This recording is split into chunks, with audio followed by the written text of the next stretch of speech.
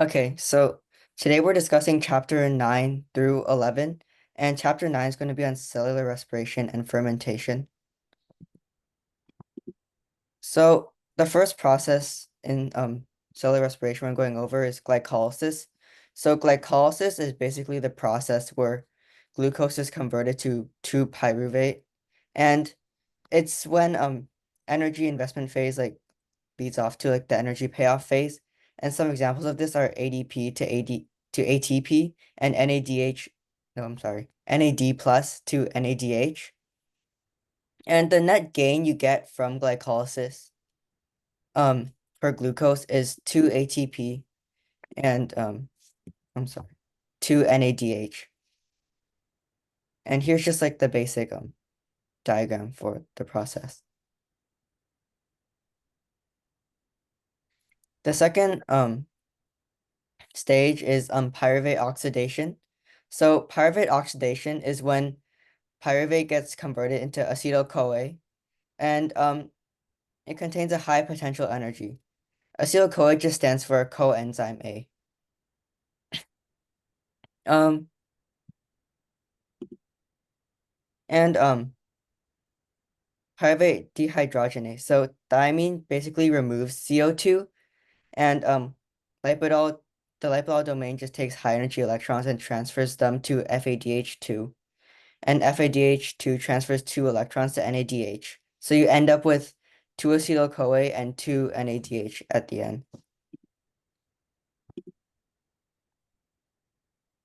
And the citric acid cycle's main purpose is to generate FADH2 and NADH to basically carry electrons to the electron transport chain.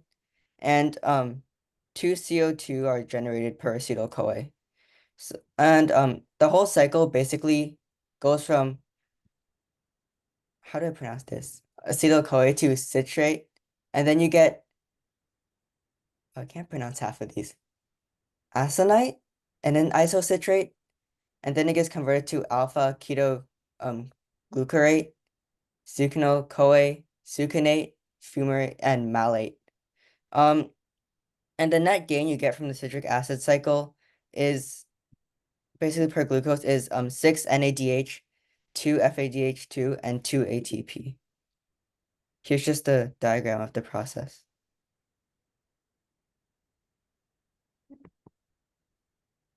And next is oxidative phosphorylation.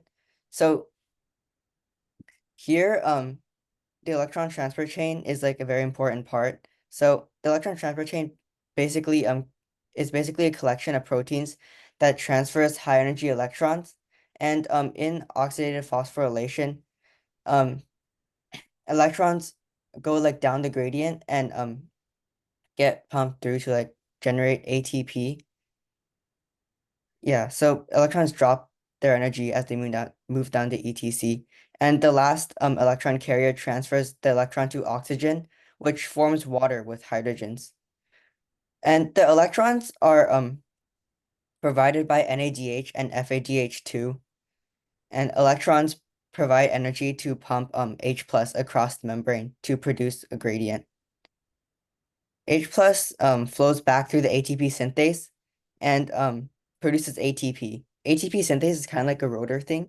So when H plus goes through, it spins and it kind of just regenerates ATP from the previous ATP.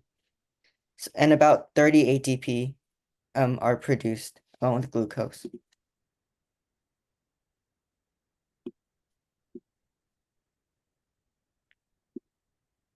Okay, and here's ATP synthase. So just here's like the rotor thing that basically rotates as the H plus ions go through, and ADP gets turned into ATP. And now I'll be discussing anaerobic respiration and fermentation, which basically just means that there's no oxygen present. So anaerobic respiration is just has a different electron receptor than O2, which is usually sulfur. So there's two kinds of fermentation. First, there's alcohol fermentation and there's lactic acid fermentation. Alcohol fermentation is basically taking pyruvate and converting it to ethanol, and it releases CO2. The main goal of it is to produce ATP when there's no oxygen, and same goes for lactic acid. And in the lactic acid fermentation process, pyruvate is converted to get ATP and also lactic acid. And obligate anaerobes basically survive without O2, while facultative use aerobic respiration, but can also use fermentation in the absence of O2. Um, and next we'll be discussing connections to other pathways. So proteins can be used for fuel, and but it has to be broken down to like individual amino acids to be used for protein synthesis. Oh, I'm sorry. I mean, amino acids can also be used for protein synthesis. And other than this, fats also must undergo beta oxidation and be broken down into two carbon compounds to be used in the citric acid cycle.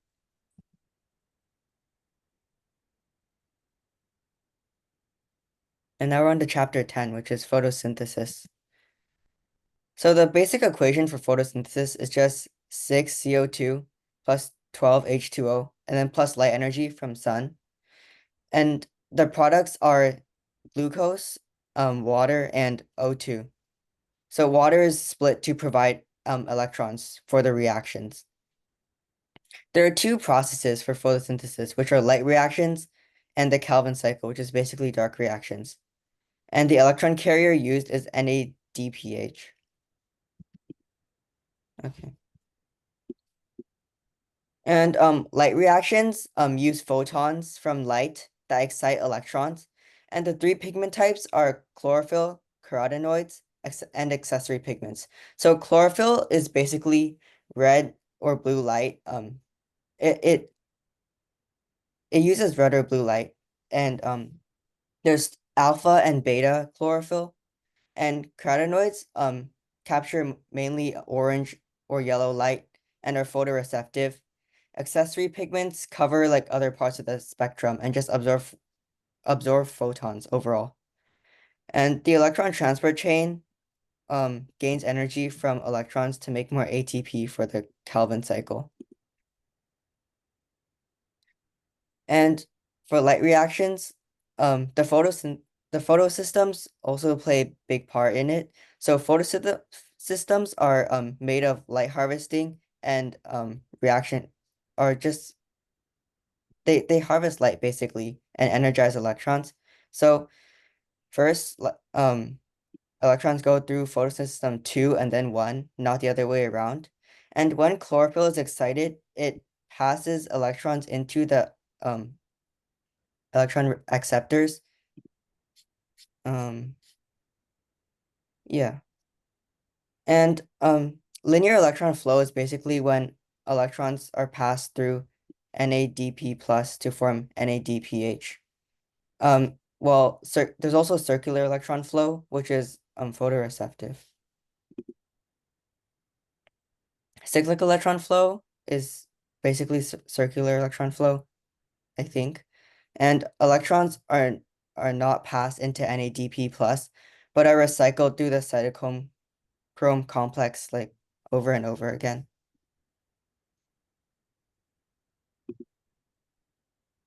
And Calvin cycles are light dependent reactions.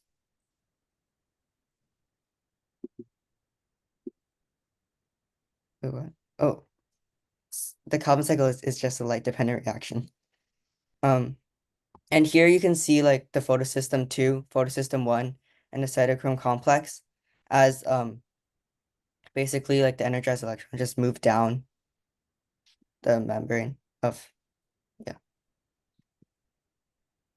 And some alternate mechanisms for carbon fixation include storamadal trade-off, which is basically just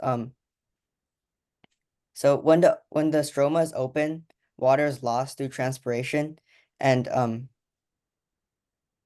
carbon dioxide is also used for fixation. And when the stroma is closed, water is conserved basically, and there's low CO2. Photorespiration is basically just when Rubisco binds to O2 instead of CO2, and it kind of wastes energies. and is used in C3 plants. Um, Adaptation in C4 plants is basically just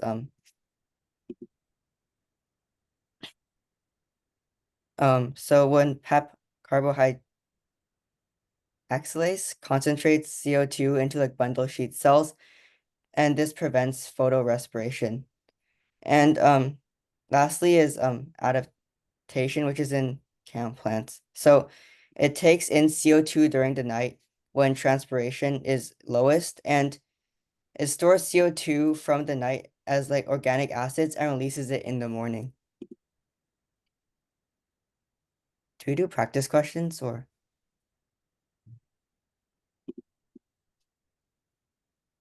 Yeah, let's do them. Why not, right? Okay. Um, sure. You can just like chat it to me or Larry. Hey, can we do one of those like poll things? I'm not sure how to create one, but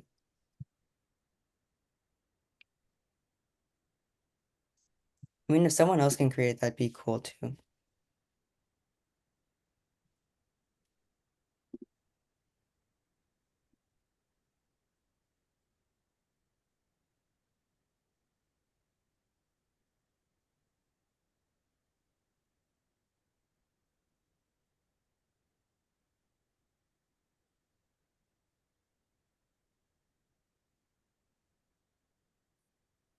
Does anyone know how to make a poll here or not?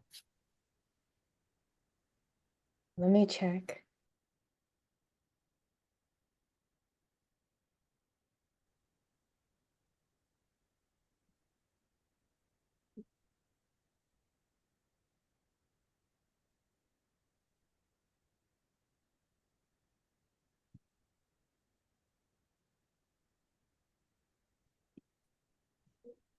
Okay, that's cool.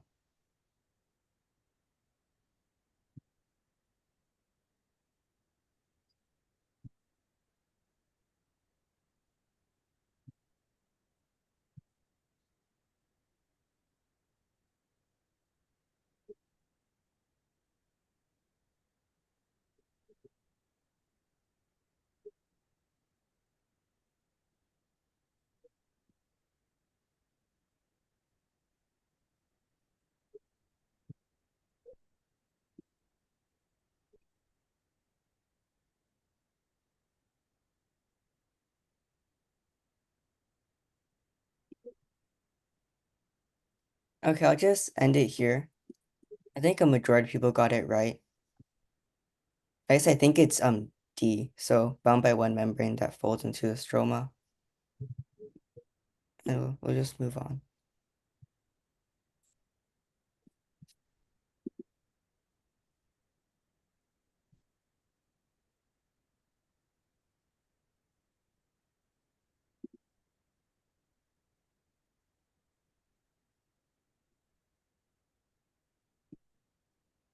Should I make another one?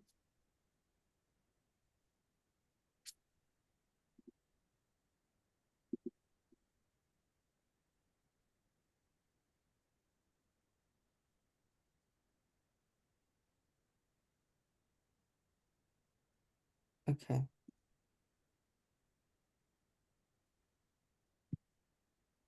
And can everyone just input their answers into this poll here?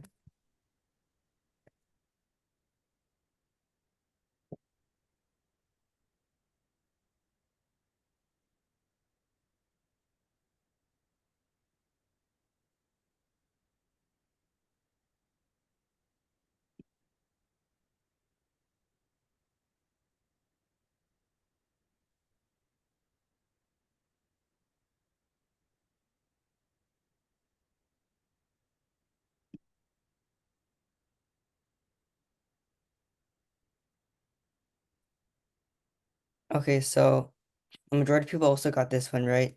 The answer is B. And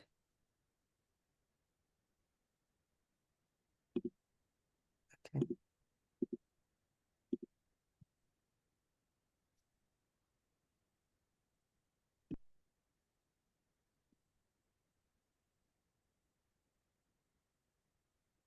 If everyone can answer this one, it'd be great.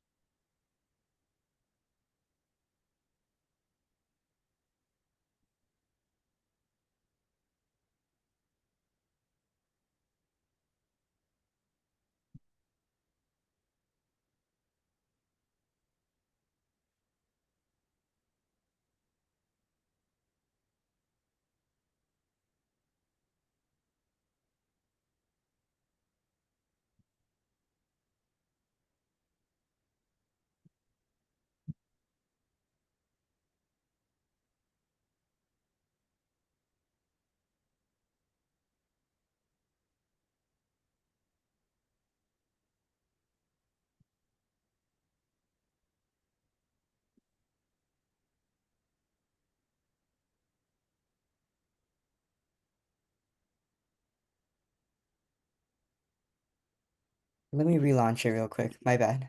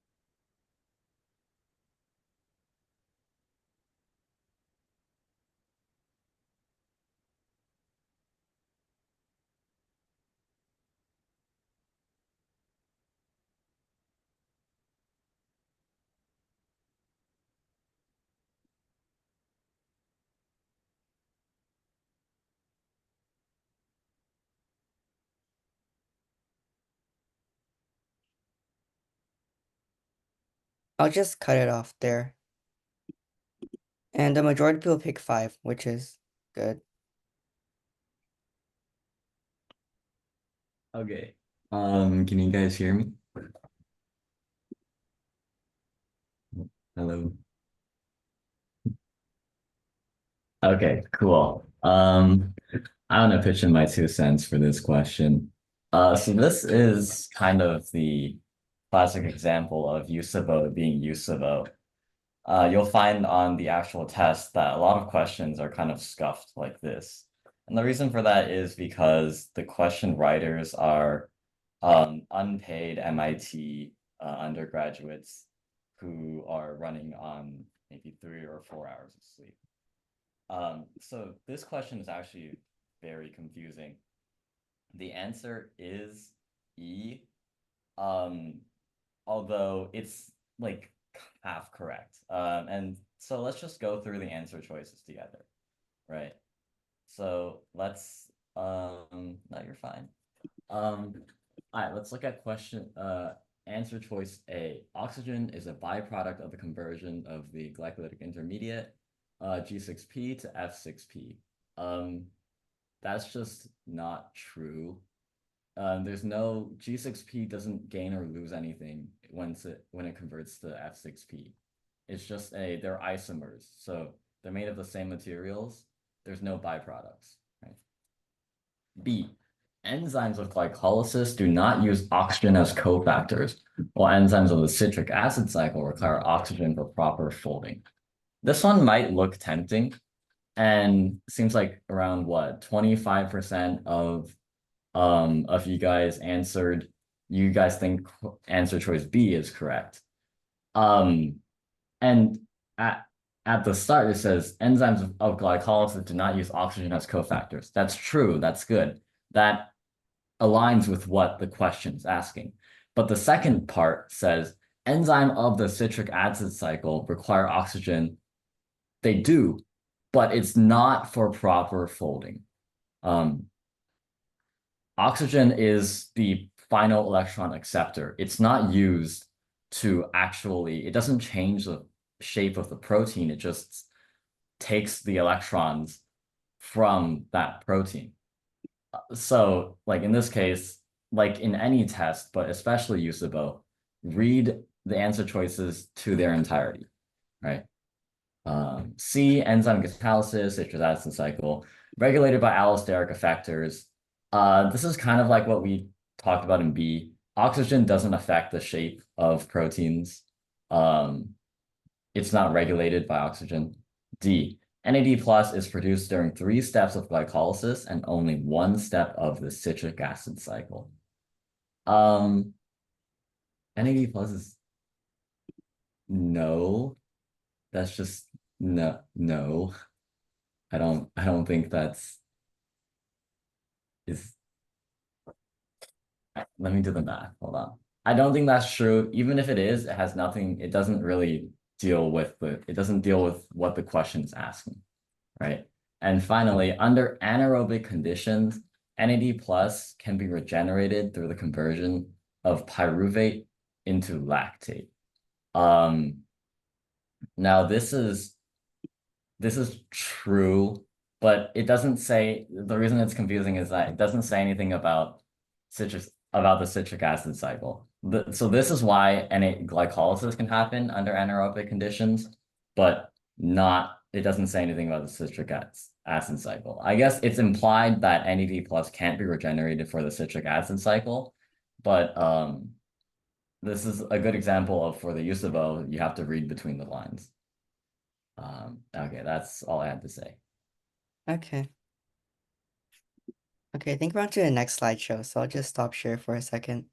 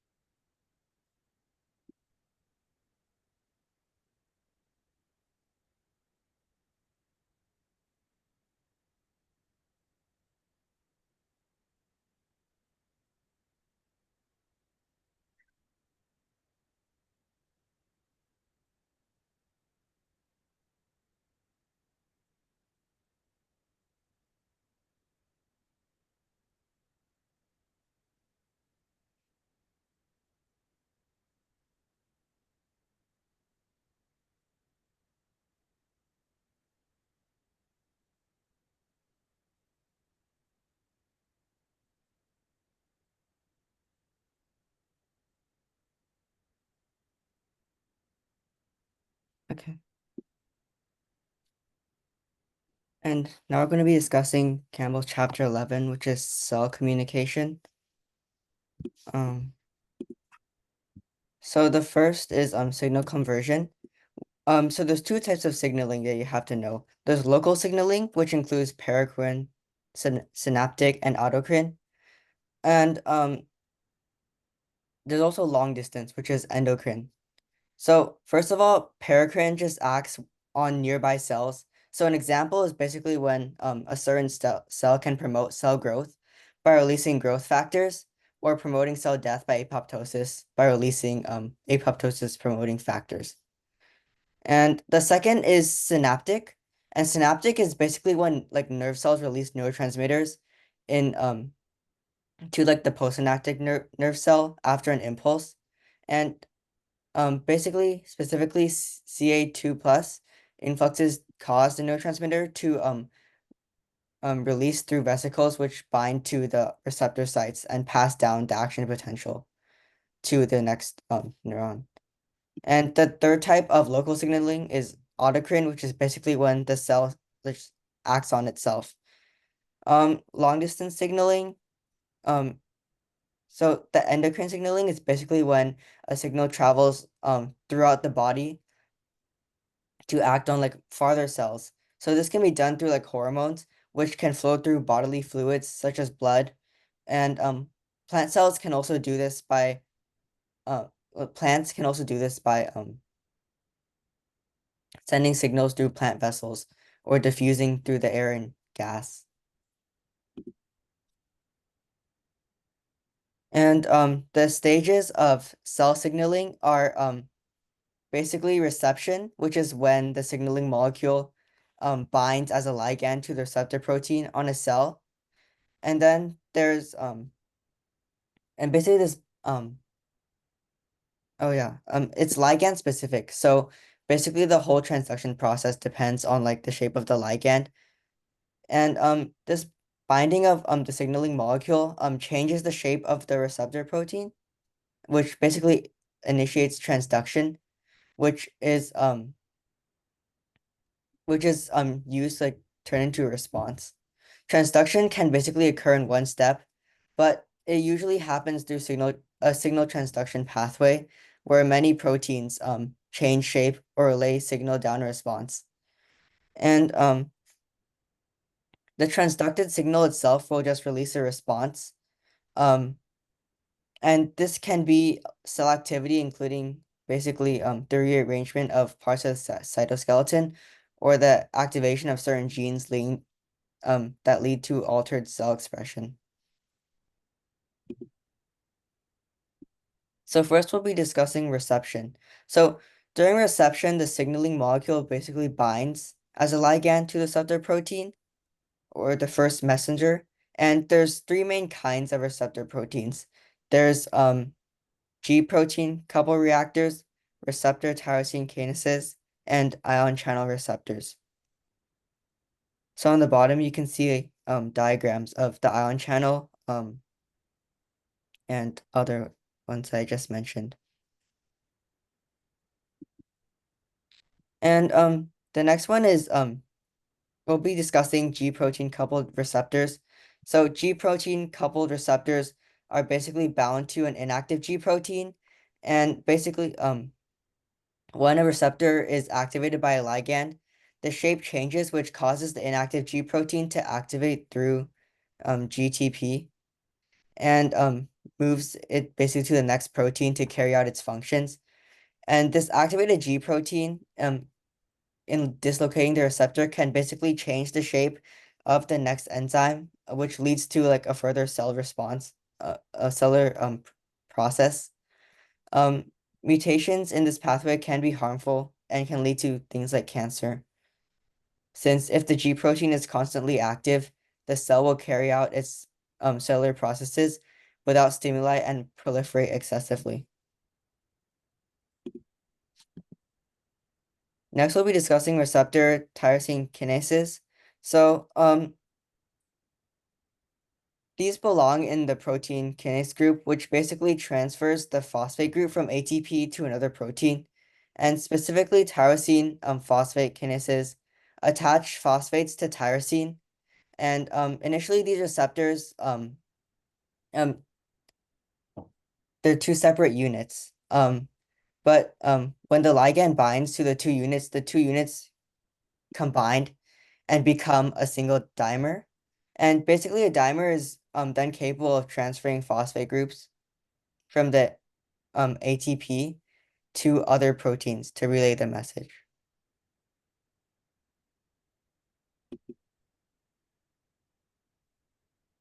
And ion channel receptors are basically usually closed to its specific ion type. But when a ligand does bind to the receptor, the ion channel can open and allow ions to flow through. And when the ligand stops binding to the receptor, the channel basically closes back up and prevents further ions from entering the cell or exiting. And this is important in cells like neurons, which depend on channels to control neural activity.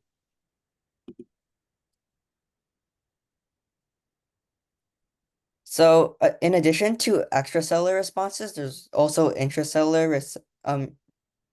oh, extracellular receptors. There's also intracellular receptors. So these receptor proteins are basically embedded inside the cell and are basically embedded within the membrane. So signals that get to these receptors are often hydrophobic, like hormones like aldosterone or extremely small molecules. And these signaling molecules um tend to be hydrophobic and very nonpolar. And they pass through the nonpolar plasma membrane into the cell. And there the signaling molecules bind to the intracellular receptors to cause an intracellular response. And this can affect protein expression. This signaling can often like affect transcript factors which aid in protein transcriptions and indirectly affect protein translation.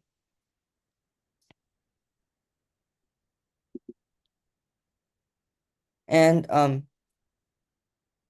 next is transduction. So in transduction pathways, relay molecules well, transduction pathways allow for basically more coordination and control, which helps to regulate responses.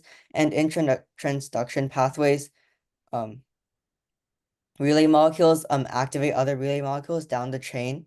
And most of these relay molecules tend to be proteins, and it's important to remember that the signaling molecule itself is not passed on, but the relay molecules at work are passing the signal down.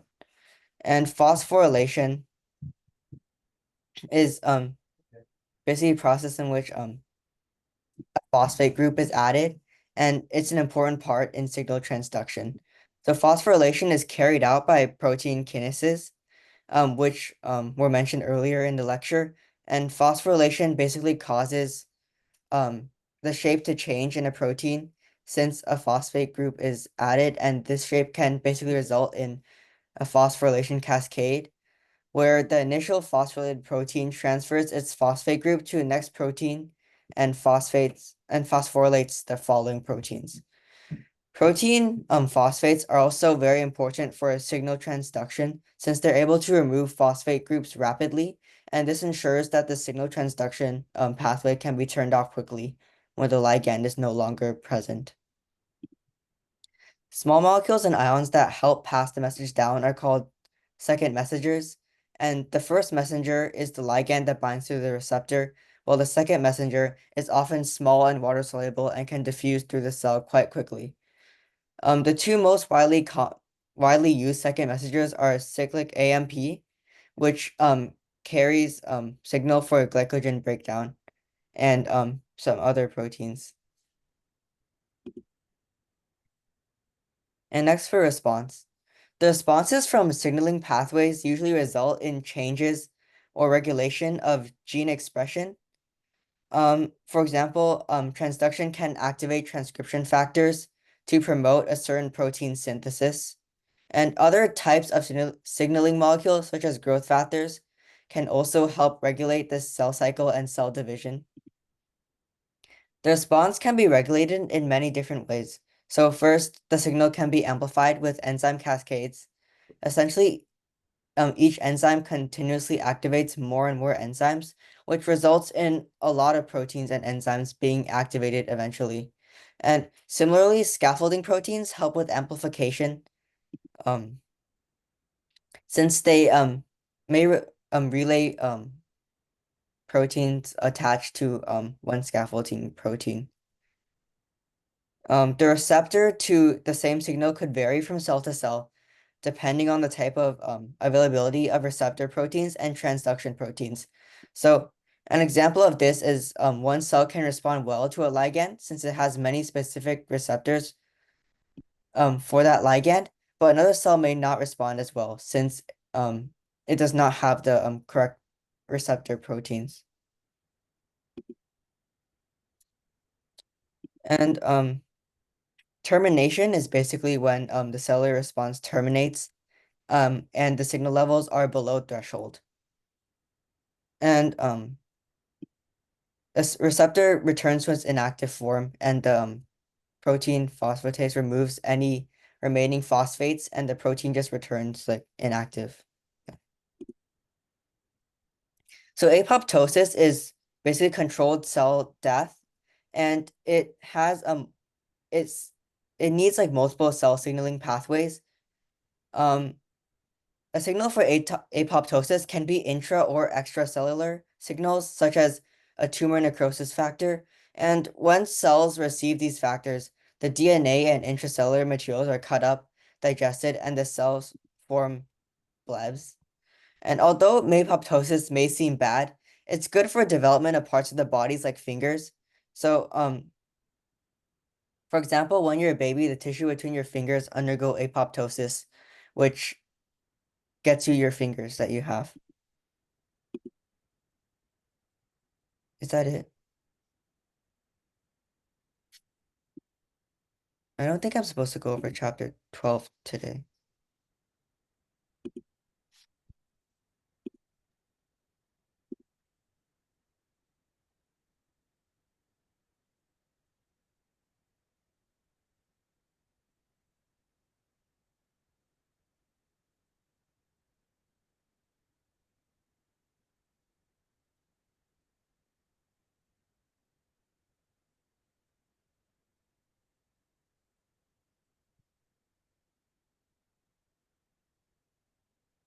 Okay, so we'll just do some practice questions now.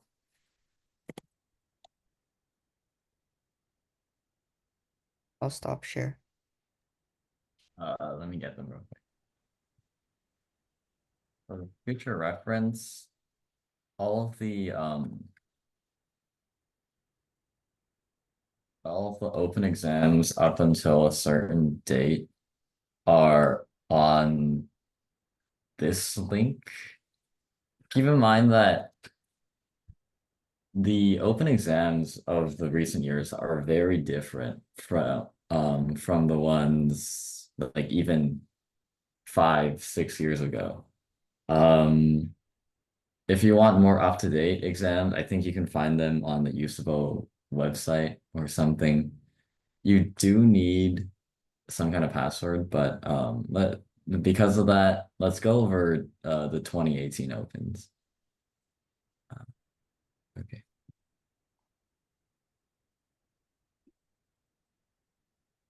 That would be this.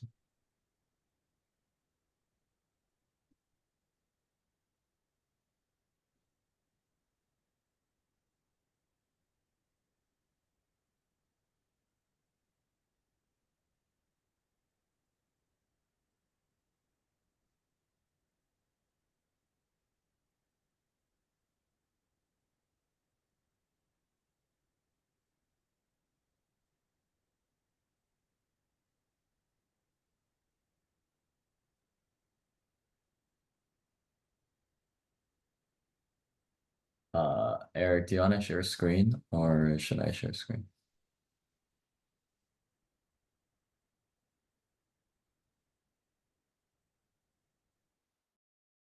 Oh, you're muted by the way. Am I lying? No, I think it's on your side. I can share screen, yeah.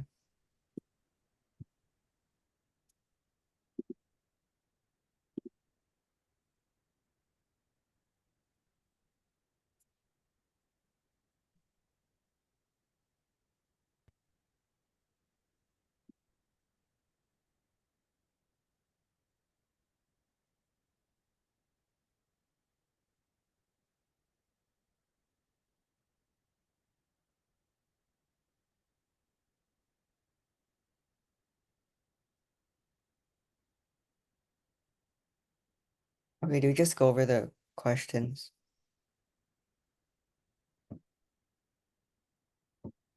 Yeah. Okay, so Or I mean, we could we'll set up a poll, and then give 30 seconds to answer it. Then after that, we can go over that. okay.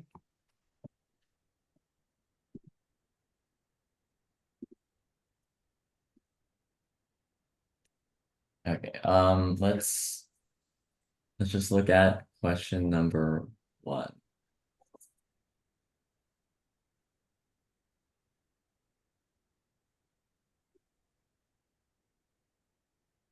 Also, think you all for the interest in the research thing that we're doing. We got like we had like a lot of people fill out the form. We're working to get that underway as soon as possible. So we'll keep you guys posted.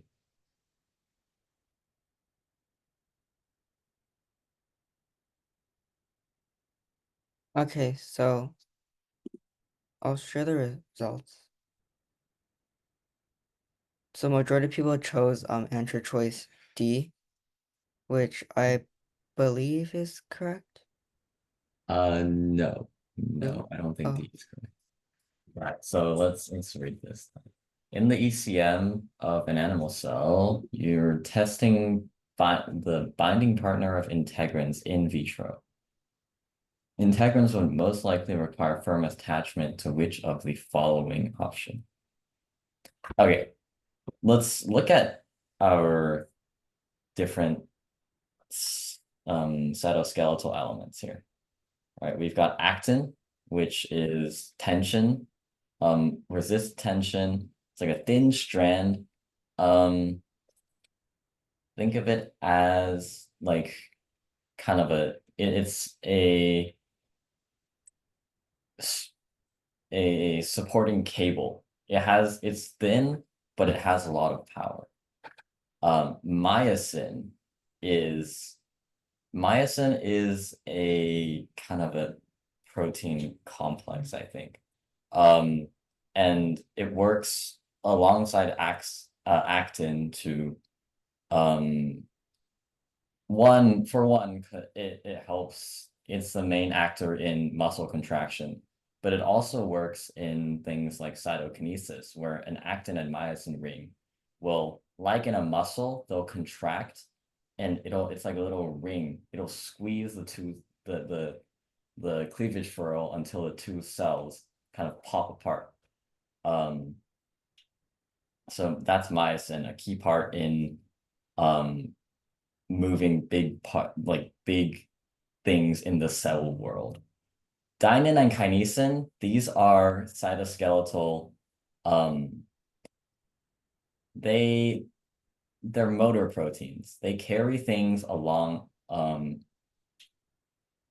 They carry things on the cytoskeleton, microtubules.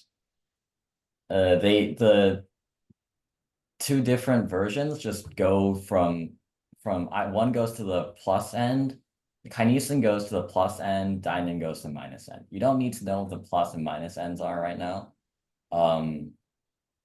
But just know that they just go in two opposite directions. And the cyclin is not cytoskeletal. A cyclin is it's a protein that affects cellular reproduction or the cell cycle. So which one of these five would give integrins firm attachment? Well, there's only one that's like fully cytoskeletal, right? And I think the answer has to be actin. CD and E, they don't attach, they don't anchor, right? B, myosin, that's possible, but myosin is almost always used in conjunction with actin, or at least in some kind of motor way. Actin is used a lot more frequently for being a support cable. So I think one wouldn't have to be actin. Yeah, let's launch a quick, let's go for number 2.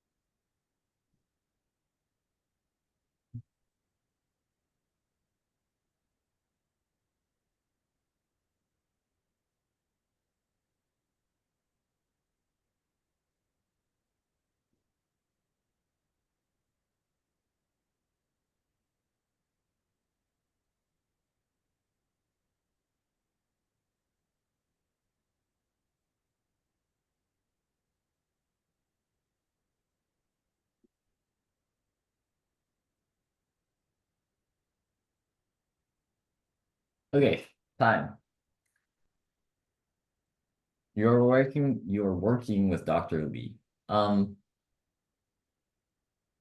a quick fun fact about Usabo, the people who write them think they're super funny. And so what they do is they put the names of their friends into the questions. So Lee is actually a Jasper Lee. Um, I don't know why I told you guys that.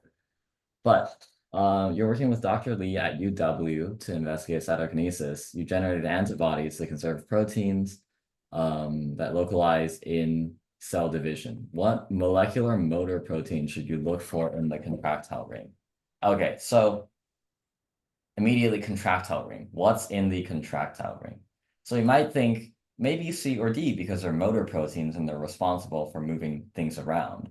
But C and D, you can think of dynein and kinesin as they're kind of they're like the individual workers. These are like say like individual trucks in a supply chain. They carry vesicles around. And so they're each one, they're not going to be responsible, barring a few exceptions, they're not going to be responsible for big movements like a cleavage furrow. So these will just like lug around a single vesicle. Um, cyclins, I don't know why cyclins are even in here. It has nothing to do with the other four. Now we're at actin and myosin. Like I said before, actin and myosin are both part of the contractile ring. But the key here is it's asking for what molecular motor protein, right? That yeah, I missed that when I first read it too. It's looking for the motor protein, and so actin, although they're both part of the contractile ring, myosin is more important. And Usabo really likes to ask you like hide a detail in a really, really long question, and then ask the question will center around that detail. So that's why taking practice tests is important. Being able to parse through a lot of text to find the nugget that matters. That's a very important skill set. All right, let's go to number 3. This will be our last question for today.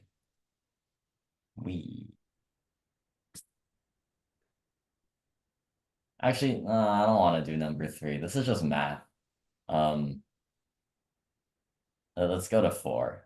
Like you can search up the pKa equation. You guys, does anyone want me to go over the pKa equation?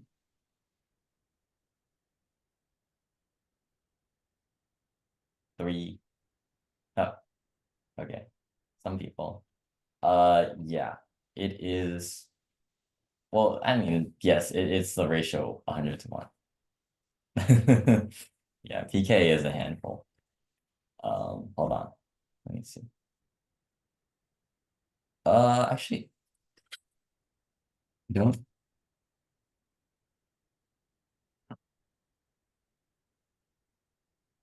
Hold on.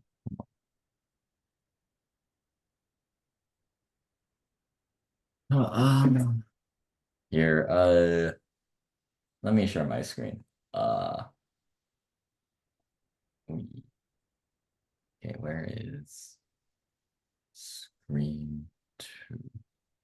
Screen sharing. I want to share screen 1. Okay. Cool. Which can you guys see the right where my mouse is? Am I sharing the right screen? Okay. Like it's honestly not that much. Oh, that's not the table. It's like not that much to really go into, but it is just that is not the equation either. We can use this though. I'll just pull this apart and tell you guys what the components are. So if you look at an acid, it will be some kind of conjugate base. There's some A, which is the rest of the molecule, right? And then that A is carrying this little proton. It's like touting it around. It's like it's like annoying child. You want to get rid of it, right? So that's how how an acid is represented. The A, which is the rest of the molecule, and the proton, which it donates. And so you look at this, the K coefficient is the concentration of protons to the concentration times the concentration of the conjugate base, which is basically when you put this acid into water, some of the HAs will become H and A. They'll separate, right? So you're looking for the concentration of H times the concentration of A in that water over how much of the acid is still left in undissolved like how much of it is still H and A together. How many of them are putting up with the protons? And if you look here, the pKa it's also a logarithmic function. It's a negative log of this whole thing. And then if you do the math, if you like kind of work it through your head, you basically just get the answer is E, I think. Unnamed pK 4.76. Deprotonated 6.8 environment. So yeah, I think it's been a while, and this is veering more so into the chem world. You do need to know this, but it's not I'm not the this is not my area of expertise. You can think of the pKa as like I believe it's the pH that the acid kind of equilibrates at. So if the actual pH is too above that, then that means it will be a difference of 2 powers of 10, so 1 to 100. Yeah. Okay. That's all I have time to explain for today. And even I feel like that wasn't the most satisfactory explanation. Remind me next time, and if we have time,